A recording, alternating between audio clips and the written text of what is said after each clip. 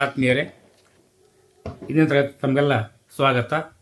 ಪ್ರಾಚೀನ ಭಾರತ ಇತಿಹಾಸದ ಮಾಲಿಕೆ ಅಡಿಯಲ್ಲಿ ಸಾಮ್ರಾಜ್ಯಗಳು, ಅದರಲ್ಲಿ ಗುಪ್ತ ಸಾಮ್ರಾಜ್ಯ, ಇದು ಸಂಚಿಕೆ 3ನೇದಿದು.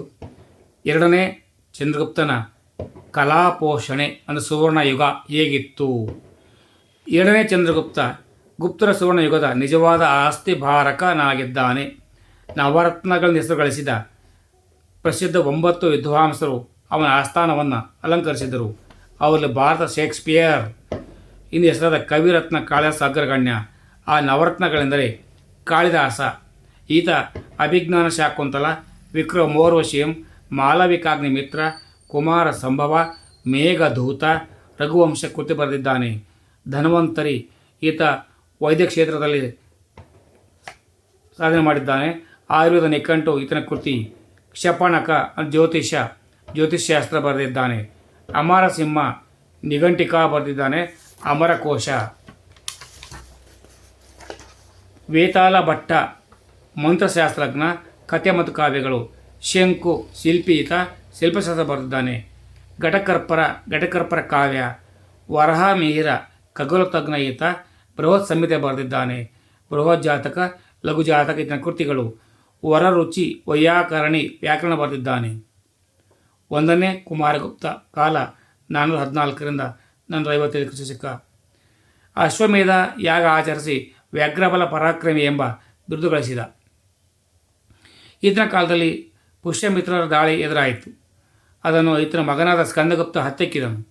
ನಳಂದ ವಿಶ್ವವಿದ್ಯಾನಿಲಯದ ಸ್ಥಾಪನೆಯು ಮತ್ತು ನಳಂದ ಬೌದ್ಧ ವಿಹಾರವನ್ನು ಸ್ಥಾಪಿಸಿದ. ಇವನು ಜನಸಾಮಾನ್ಯ ಗಣ್ಯ ಸಾಧನೆ ಆಗಿವೆ. ಸ್ಕಂದಗುಪ್ತನ ನಂತರ ಗುಪ್ತ ಸಾಮ್ರಾಜ್ಯವು ಪತನದತ್ತ ಸಾಗಿತು. 2ನೇ ಕುಮಾರಗುಪ್ತ, ಬುದ್ಧಗುಪ್ತ, ತಥಾಗತ ಗುಪ್ತ ಬೌದ್ಧ ಧರ್ಮ ಸ್ವೀಕರಿಸಿದ ಪ್ರಭಾವ. 3ನೇ ಕುಮಾರಗುಪ್ತರ ಅಸಮರ್ಥ ದೊರೆಗಳಾಗಿದ್ದು ವಿಷ್ಣುಗುಪ್ತನು ಈ ಸಾಮ್ರಾಜ್ಯದ ಕೊನೆಯ ದೊರೆ. ಹೂಣರ ದಾಳಿಯಿಂದ ಕ್ರಿಸ್ತಶಕ 570ರಲ್ಲಿ ಅವನತಿ ಹೊಂದಿತ್ತು. ಸ್ಕಂದಗುಪ್ತ ಇದನ್ನು ತನ್ನ ತಂದೆ ಕಾಲದಲ್ಲಿಯೇ ಪುಷ್ಯಮಿತ್ರ ಹಾಗೂ ಹೂಣರನ್ನು ಹಿಮ್ಮೆಟ್ಟಿಸಿದನು. ಬಿತರೈ ಸ್ತಂಭ ಶಾಸನ ತಿಳಿಸುತ್ತದೆ. ಗುಪ್ತ ಸಂತತಿಯ ಪ್ರಖ್ಯಾತ ದೊರೆಗಳಲ್ಲಿ ಅಲ್ಲದೆ ಇದೇ ಕೊನೆಯವನು. ವಿಕ್ರಮಾದಿತ್ಯ, ಕ್ರಮಾದಿತ್ಯ ಎಂಬ ಬಿರುದುಗಳು ಹೂಣರನ್ನು ಸೋಲಿಸಿದ್ದರಿಂದ ಪ್ರಜೆಗಳು ಪ್ರೀತಿಯಿಂದ ನೀಡಿದವಳಾಗಿದ್ದವು. ಹೂಣರ ದಾಳಿ ಅತ್ಯಂತ ಸಮರ್ಥವಾಗಿ ಎದುರಿಸಿದ ಬಗ್ಗೆ ಚಿತ್ತಾರ್ತೆ ಸ್ತಂಭ ಶಾಸನ ತಿಳಿಸುತ್ತದೆ. ಈತನ ಕಾಲದ ಮಹತ್ವದ ಘಟನೆ ಎಂದರೆ ಸುದರ್ಶನ ಸರೋವರ ದುರಸ್ತಿ ಮಾಡಿದ್ದು. ಪಾಹಿಯಾನ್ ಕ್ರಿಸ್ತಶಕ 399ರಿಂದ 412 ಕಾಲಾವಧಿ. ಇದು ಚೀನಾದ ಬೌದ್ಧ ಯಾತ್ರಿಕ. 2ನೇ ಚಂದ್ರಗುಪ್ತನ ಕಾಲದಲ್ಲಿ ಭಾರತಕ್ಕೆ ಕಾಲ್ನಡಿಗೆಯಲ್ಲಿ ಪ್ರಯಾಣಿಸಿ ಬಹು ಕಷ್ಟಕರವಾಗಿ ಗೋಧಿ ಮರುಭೂಮಿ, ಕೂಟಾಂಗ್, ಪಾಮೀರ್ ಪರ್ವತಗಳನ್ನು ದಾಟಿ ಕೌಶಗರ್, ಸ್ಪಾಟ್ ಕಣಿವೆ, ಗಾಂಧಾರ, ಅಫ್ಘಾನಿಸ್ತಾನಗಳ ಮೂಲಕ ಹಾದು ಬಂದನು. ಇಲ್ಲೇ 6 ವರ್ಷಗಳ ಕಾಲ ಇದ್ದನು. ಪಾಟಲಿಪುತ್ರದಲ್ಲಿ 3 ವರ್ಷಗಳಿದ್ದು ಸಂಸ್ಕೃತ ಭಾಷೆ ಕಲಿತನು. ಈತ ಬುದ್ಧನ ಜೀವನಕ್ಕೆ ಸಂಬಂಧಿಸಿದ ಪವಿತ್ರ ಸ್ಥಳಗಳನ್ನು ಸಂದರ್ಶಿಸುವುದು ಮತ್ತು ಬೌದ್ಧ ಗ್ರಂಥಗಳನ್ನು ಸಂಗ್ರಹಿಸುವುದು ಈ ಭೇಟಿಯ ಉದ್ದೇಶವಾಗಿತ್ತು. ಈತ ಪೇಶಾವರ, ತಕ್ಷಶಿಲ, ಗಾಂಧಾರ, ಲುಂಬಿನಿ, ಗಯಾ, ಕಪಿಲವಸ್ತು, ರಾಜಗೃಹ, ಕಾನೌಜ್, ಸಾರನಾಥ, ಮಥುರಾ, ಕುಶಿನಗರ, ನಳಂದಗಳನ್ನು ಸಂಪರ್ಕಿಸಿದನು. ಆಗ ಆತ ಕಂಡ ರಾಜಕೀಯ, ಸಾಮಾಜಿಕ, ಆರ್ಥಿಕ, ಧಾರ್ಮಿಕ ಸ್ಥಿತಿಗತಿಗಳನ್ನು ತನ್ನ ಕೃತಿ ಗೋ ಕೋ ಕಿಯಲ್ಲಿ ದಾಖಲಿಸಿದ್ದಾನೆ. ಪಾಹಿಯಾನ್ ವರ್ಣನೆಗಳು.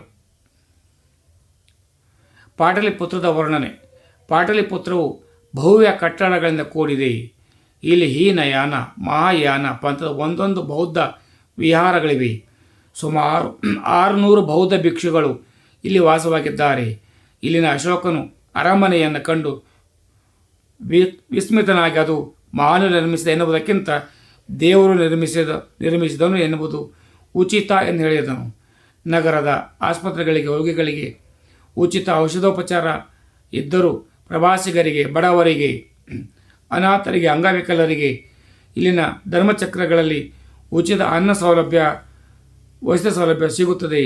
ಪ್ರತಿ ವರ್ಷ ಫೆಬ್ರವರಿ 8ರಂದು ಬುದ್ಧನ ಭವ್ಯ ಮೆರವಣಿಗೆ ನಡೆಯುತ್ತದೆ. ಪಾಟಲಿಪುತ್ರದ ಜನರು ಶ್ರೀಮಂತರು, ಸದ್ಗುಣಿಗಳು, ಸಭ್ಯರು. ನಗರವು ಪ್ರಸಿದ್ಧ ಕಲಿಕಾ ಮತ್ತು ಧಾರ್ಮಿಕ ಕೇಂದ್ರವಾಗಿತ್ತು. ಪ್ರವಾಸಿಗರಿಗೆ ವಿಶ್ರಾಂತಿ ಗೃಹಗಳಿದ್ದವು. ಆಡಳಿತದ ವರ್ಣನೆ. ಎರಡನೆಯ ಚಂದ್ರಗುಪ್ತನು ಹೆಸರು ಎಲ್ಲೂ ಹೇಳದಿದ್ದರೂ ಅವನ ಆಡಳಿತ ಅತ್ಯಂತ ಸುಭಿಕ್ಷವಾಗಿತ್ತು ಎಂದು ಹೇಳಿದ್ದಾನೆ. ಜನರಲ್ಲಿ ಅಪಾರವಾದ ಪ್ರಜ್ಞೆಗಳು ಇರಲಿಲ್ಲ. ಕ್ರಿಮಿನಲ್ ಪ್ರಕರಣಗಳು ಕಡಿಮೆ ಇದ್ದವು. ಮರಣದಂಡನೆ ಇರಲಿಲ್ಲ. ಎಷ್ಟೇ ದೊಡ್ಡ ಅಪರಾಧ ಮಾಡಿದರೂ ಬಲಗೈ ಕತ್ತರಿಸುವುದೇ ದೊಡ್ಡ ಶಿಕ್ಷೆಯಾಗಿತ್ತು. ರಸ್ತೆಗಳು ಸುರಕ್ಷಿತವಾಗಿದ್ದವು. ಪ್ರವಾಸಿಗರು, ವರ್ತಕರು ಯಾವುದೇ ಭಯವಿಲ್ಲದೆ ಮುಕ್ತವಾಗಿ ಸಂಚರಿಸಬಹುದಿತ್ತು. ಅಲ್ಲದೆ ತಾನು ಎಂದೂ ದರೋಡೆಕೋರರ ಕೈಗೆ ಸಿಕ್ಕಿಕೊಳ್ಳಲಿಲ್ಲ ಎಂದು ಹೇಳಿದ್ದಾನೆ. ಭೂಕಂದಾಯ ಉತ್ಪನ್ನದ 1/4 ಇದ್ದು ಸರ್ಕಾರಿ ಅಧಿಕಾರಿಗಳಿಗೆ ನಗದು ರೂಪದ ವೇತನ ನೀಡಲಾಗುತ್ತಿತ್ತು. ಭ್ರಷ್ಟಾಚಾರಕ್ಕೆ ಅವಕಾಶವಿರಲಿಲ್ಲ ಎಂದು ಹೇಳಿದ್ದಾನೆ. ಧನ್ಯವಾದಗಳು. ಸರ್ವೇ ಜನೋ ಸುಖಿನೋ ಭವಂತು. ಜೈ ಹಿಂದ್, ಜೈ ಕರ್ನಾಟಕ, ಜೈ ಭಾರತ ಮಾತೆ.